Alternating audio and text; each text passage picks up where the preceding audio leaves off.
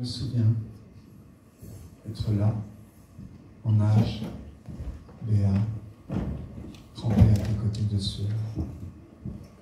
Mais en âge désormais de comprendre en fait le leurre qui m'était tendu là auprès de toi, j'étais, je fus naïf.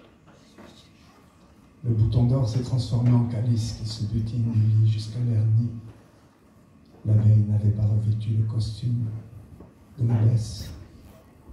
Je me suis rabaissé dans une forme de vile charnélité alitée auprès de toi. Allitération toujours impossible des voyelles. Voix. Voix cette inconséquence qui a pour conséquence cette séquence de deux singuliers devenus un nous, pluriel, un petit tour, et puis plus rien. Un seul lendemain. Car la main, tenant la main de l'autre, n'est maintenant plus qu'un mano à mano, qui eût été une lutte d'ego sans fin. Un poème, un clap, en guise d'adieu. Car la pluie escomptée, bien vite devenue puits à l'eau putride, auquel on ne peut plus boire. La jouvence tant espérée est devenue fontaine de foutaise. Le matelas sans la laise est sali, et la joue gauche à nouveau meurtrie. Je ne t'attendrai plus l'autre, autrefois peut-être, mais la foi n'est plus la même. Alors aujourd'hui que je ne t'aime plus, j'ai gardé l'autre pour une autre et je l'espère de bien plus sincères baisers. Tes belles intentions en dessous se déguisaient une folie intestine, voyageuse bien floue au corset de mutine.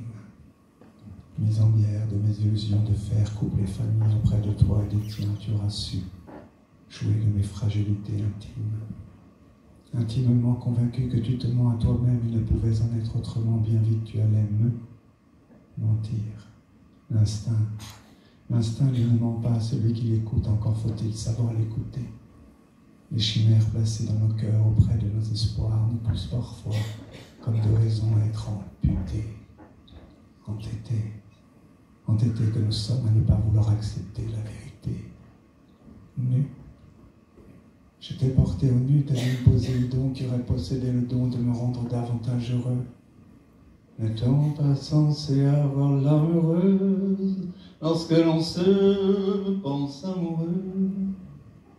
Notre histoire n'était donc qu'une sombre passion. Nous n'avions pas à gravir ensemble les montagnes sacrées de Sion. Les sillons tracés, creusés par les paumes sur les peaux n'étaient pas les bons. La parabole du semeur ne saurait encore à ce jour pouvoir être remise par quiconque en question.